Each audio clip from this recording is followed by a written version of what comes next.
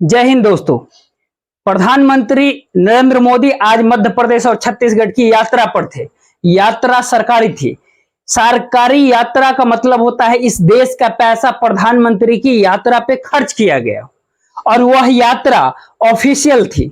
वहां पर जाकर उन्होंने जिन परियोजनाओं का ऐलान किया, जो सौगात उन्होंने मध्य प्रदेश के बीना में दी या फिर छत्तीसगढ़ के रायगढ़ में दी, वह सरकारी योजनाएं थी। और उन योजनाओं के ऐलान के साथ प्रधानमंत्री नरेंद्र मोदी ने खुले तौर पे बतलाया कि 57,000 करोड़ रुपए, इतनी बड़ी तादाद में इन दो राज्यों में वो आज परियोजनाओं के ऐलान के लिए आए हैं।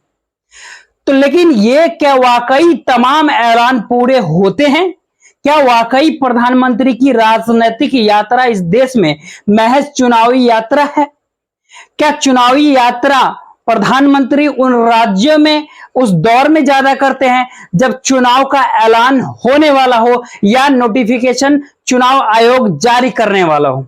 तो उससे पहले ही उस राज्य में कम से कम आधे दर्जन यात्रा को प्रधानमंत्री कर लेते हैं और तमाम योजनाओं की सौगात उस राज्य को यह कहकर देते हैं कि देखिए हम हैं तो आप पर हमारी दृष्टि रहती है और आपको विकास से हम लगातार जोड़े रहते हैं। और डबल इंजन अगर है तो उसके बाद ये इस मुहावरे के आसरे ऐलान की ताकत और ज्यादा बढ़ जाती है। तो क्या वाकई मध्य प्रदेश में आज जो 50,000 करोड़ रुपए की जो योजनाओं का ऐलान किया गया, या तकरीबन दूसरी तरफ 7,000 करोड़ रुपए के सौगात जो प्रधानमंत्री नरेंद्र मोदी ने छत्तीसगढ़ को दिया, क्या वाकई इस देश के भीतर में हजारों करोड़ रुपए का जिक्र प्रधानमंत्री करते चले जाते हैं? क्योंकि बीते 9 साल के सच तो यह है कि तकरीबन 60 से 70 यात्राएं प्रधानमंत्री श्री नरेंद्र मोदी जी ने चुनाव से ठीक पहले उन राज्यों को किया है जहां पर जितनी बड़ी तादाद में सौगातें बांटते गए हैं वो हजारों करोड़ में। लेकिन उन 1,000 करोड़ की रकम का हुआ क्या? अगर उस राज्य के भीतर में एक भी बार जनता तक न पहुंचा हो और एक भी परियोजना जनता तक पहुंची ही ना हो, या फिर 70% से ज्यादा की परियोजनाओं कभी शुरू ही नहीं हुआ हो, या फिर 80 से 85% परियोजनाएं लगभग 80 और 90% के भीतर अधूरी पड़ी हुई हो, तो ये लाखों करोड़ों रुपए का जो ऐलान होता है और प्रधानमंत्री श्री नरेंद्र मोदी जी ने जो हमेशा 24 घंटे 7 दिन जब मूड में रहते हैं चुनाव के, तो इस देश के भीतर में किसका पैसा नरेंद्र मोदी जी यात्रा पे खर्च होता है, जो ऐलान राज्य दर राज्य करते चले जाते हैं, उन सब पे अगर जोर दिया जाए तो इतनी बड़ी रकम इस देश के सामने आकर के खड़ी हो जाएगी। और उस रकम को अगर आप राज्यवार सुनना शुरू कीजिएगा, अगर जानना चाहते हैं, तो फिर आपकी आंखें खुली की खुली रह सकती है। तो बीते 9 सालों में जो प्रधानमंत्री सिर्फ ऐलान दर ऐलान ही करते हैं, हमें लगता है कि आज प्रधान सेवक की उस राजनीतिक की जो चिट्ठा है वो आपके सामने पेश किया जाए, जो पूरे तरीके से चुनाव से जुड़ा हुआ हो। और उससे पहले हमें लगता है 2015 जब बिहार के विधानसभा चुनाव होने वाले थे, उस दौरान सबसे बड़ा चुनावी ऐलान प्रधानमंत्री श्री नरेंद्र मोदी ने आरा शहर से किया और तकरीबन 1.25 लाख करोड़ का की। और वो प्रधानमंत्री उस टाइम क्या कहा ये हम आज आपको जरूर बतलाएंगे, लेकिन उसे सुनने से पहले आप एक बात जहन में बैठा लीजिए। जो 125 करोड़ लाख का जिक्र हुआ था, प्रधानमंत्री ने राजनीतिक सौगात दिया था बिहार को, उसमें से लगभग 55,000 करोड़ रुपए अलग अलग परियोजनाओं के जरिए ऐलान किए गए और उस परियोजनाओं की संख्या 75 के करीब थे। 5 बरस के बाद 2020 में जब दोबारा इलेक्शन होता है, तो केंद्र सरकार और राज्य सरकार मानती है कि दरअसल 75 परियोजनाओं में से सिर्फ 13 परियोजनाएं ही पूरी हो पाई है। और उसके बाद जब आज की तारीख में हम आपसे बात कर रहे हैं, तो वो 1.25 लाख करोड़ के दायरे के भीतर जो 2020 में 13 परियोजनाएं थी, उसकी रफ्तार बढ़ करके 16 परियोजनाओं तक पहुंची है। लेकिन पहले सुन लीजिए, तब इस खेल को पूरी तरीका से आपको समझ में आएगा कि दरअसल इस देश के भीतर चुनाव का मतलब क्या होता है और प्रधानमंत्री की चुनावी यात्रा का क्या मतलब होता है, और उन राज्यों में सौगात देने का और ऐलान करने का पीछे का क्या मतलब होता है। आपके जहन में कई सवाल होंगे। प्रधानमंत्री ने तो एक वक्त 15 लाख रुपए हर व्यक्ति के अकाउंट में लाने का जिक्र भी किया था, वो सब भी भूल जाइए और याद कीजिए इस दौर में किस किस राज्य को क्या क्या मिला। लेकिन शुरुआत करते हैं बिहार की उस आवाज को लेकर जो सबसे बड़ा ऐलान प्रधानमंत्री नरेंद्र मोदी ने किया था।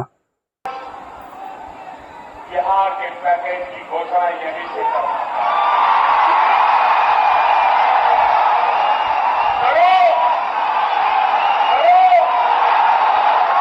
50,000 करोड़ की ज्यादा करो, 5,000 करोड़ की ज्यादा करो, 70,000 करोड़ की ज्यादा करो, 75,000 करोड़ की ज्यादा करो, 80,000 करोड़ की ज्यादा करो, 90,000 करोड़ की ज्यादा करो। मेरे भाइयों बहनों, मैं आज वादा करता हूं, दिल्ली सरकार कान बराबर ठीक रख के सुन लीजिए। दिल्ली सरकार 1.25 लाख करोड़ रुपये की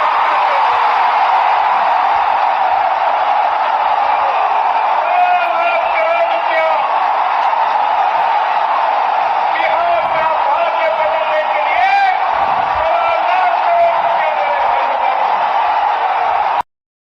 तो ठीक सुना आपने, 1.25 लाख करोड़ रुपए राजनीतिक सौगात के तौर पर 2015 में प्रधानमंत्री मोदी ने खुद ही ऐलान किया था और 2020 में जानकारी मिली कि उसमें से 54,700 करोड़ रुपए के जरिए जो 75 योजनाओं बननी थी उसमें सिर्फ 13 परियोजनाएं ही पूरी हो पाई और उसमें 3 परियोजना और जोड़ दीजिएगा तो आप 2023 में आकर के खड़े हो जाइएगा।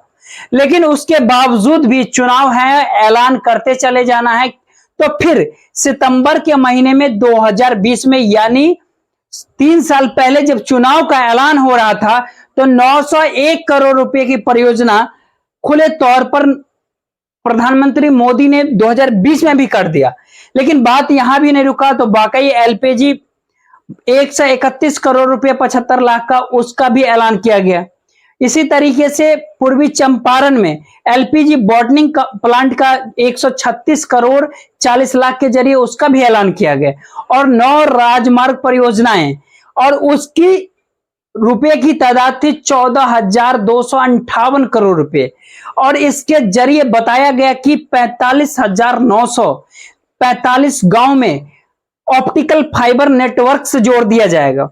और जो परियोजनाएं थी वो रेल को लेकर के थी, अलग अलग ब्रिज को लेकर के थी, पीने के पानी को लेकर के थी, सिंचाई को लेकर के थी, लेकिन सब कुछ अधूरी रह गई। तो क्या छत्तीसगढ़ में आज जो ऐलान किया गया, वो सौगात जो आज दिया गया, जो 9 जिलों में वो मतलब रेलवे प्रोजेक्ट के जरिए बताया गया कि वहां पे जंगल को भी सुरक्षित रखने और जमीन को भी, और हमारा डेवलपमेंट गजब का होना चाहिए।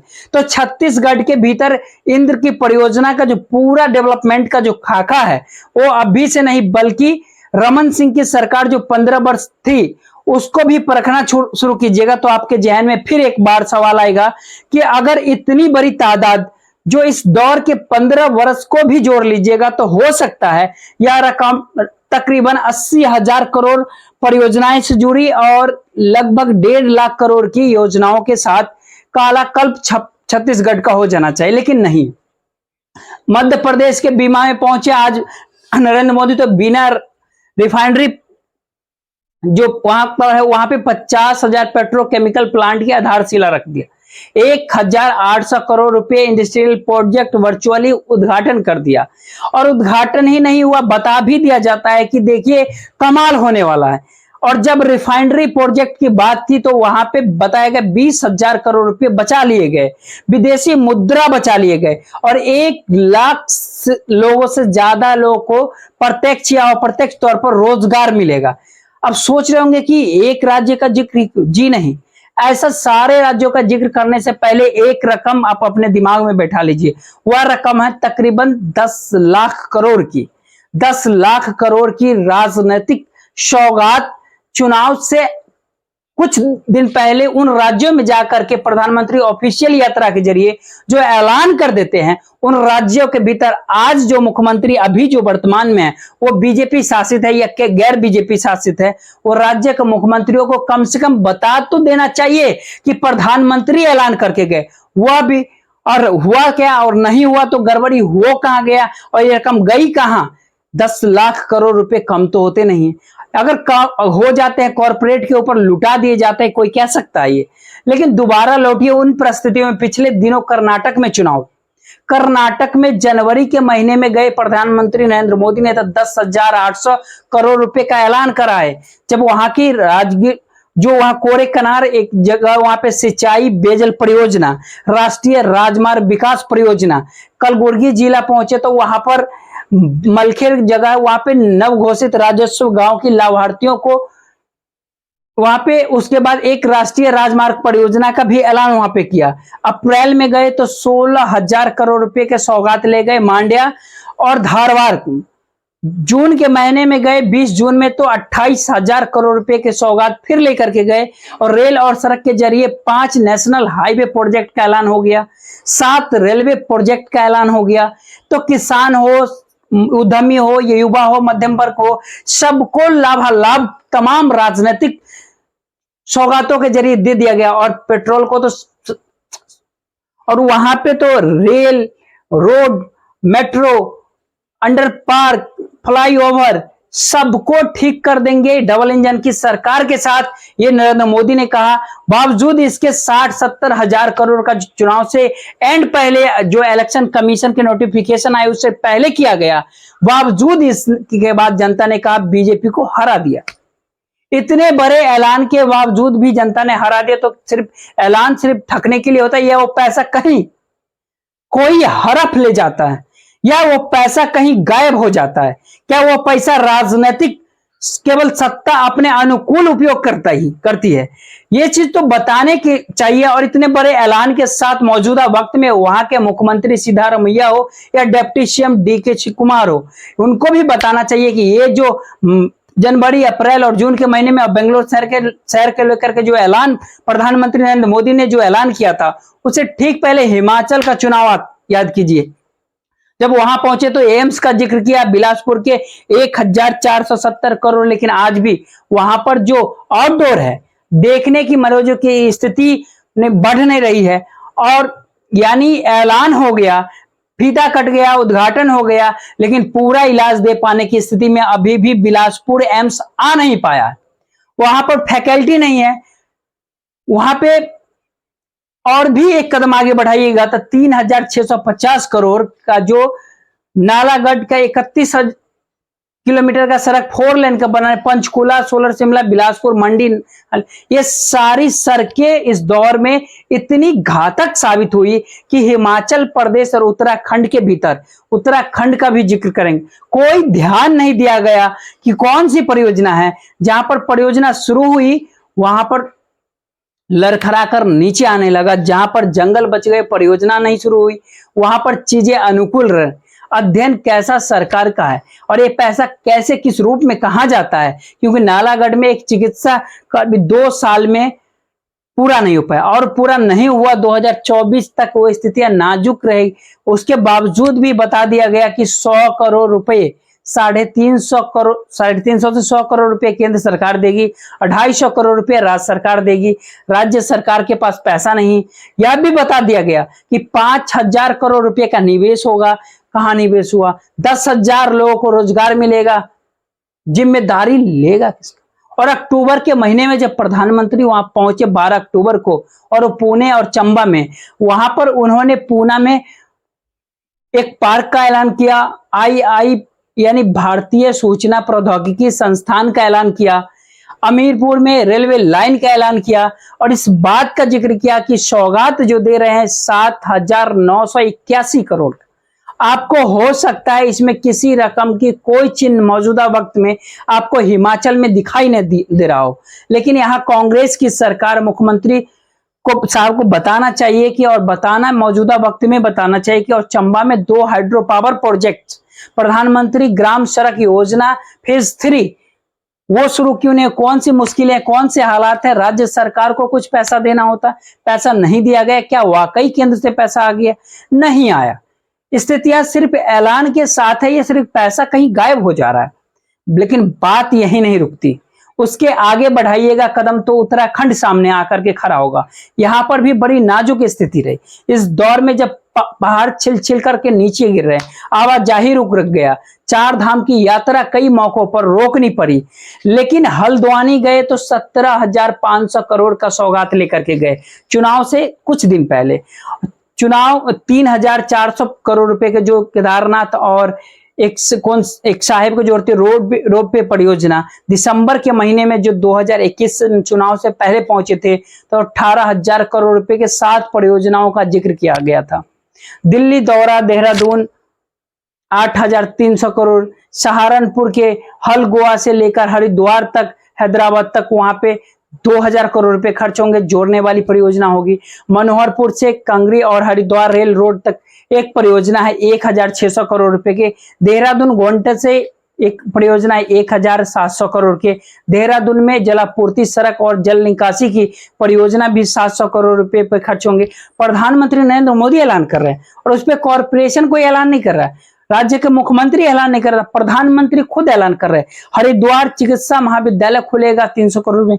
चार धाम सड़क परियोजना, देव प्रयाग से शिवकोट तक सड़क चौड़ी कर दी जाएगी।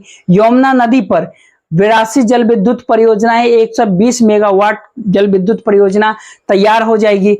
और तो और इत्र का भी जिक्र हुआ, यानी सुगंध भी प्रयोगशाला खुलेगी, उसकी भी अत्याधुनिक, सब जिक्र, सब पैसा सबके लिए। लेकिन सारी परिस्थिति इस दौर में चुनाव के नोटिफिकेशन से ठीक पहले प्रधानमंत्री की यात्रा, और उस यात्रा का मतलब होता है तमाम ऐलान एक के बाद एक। हमें लगता है यहाँ बंगाल को, पश्चिम बंगाल को भी याद करना चाहिए। उसमें तय था कि ममता बनर्जी जीत जाएगी, इसके बावजूद भी ऐलान में कोई दिक्कत नहीं होनी चाहिए। कुल 4,700 करोड़ रुपए हल्दिया में रेल, गैस आधार और अन्य चीजों में, और इसके जरिए ऑयल इंडिया को जोड़ा गया, बीपीसीएल को जोड़ा गया, गैस लिमिटेड को जोड़ा गया, नेशनल हाईवे भी बनाते हैं, और लगभग 1,000 करोड़ से भी ज्यादा का उसमें जानकारी दी गई कि हल्द्वानी रिफाइनरी की दूसरी जो कैटालिटिक फ्यूल्स थे उसके आधारशिला रख दी गई और अप्रैल 2023 तक पूरी हो जाएगी। अप्रैल 2023, ये तो सितंबर आ गया।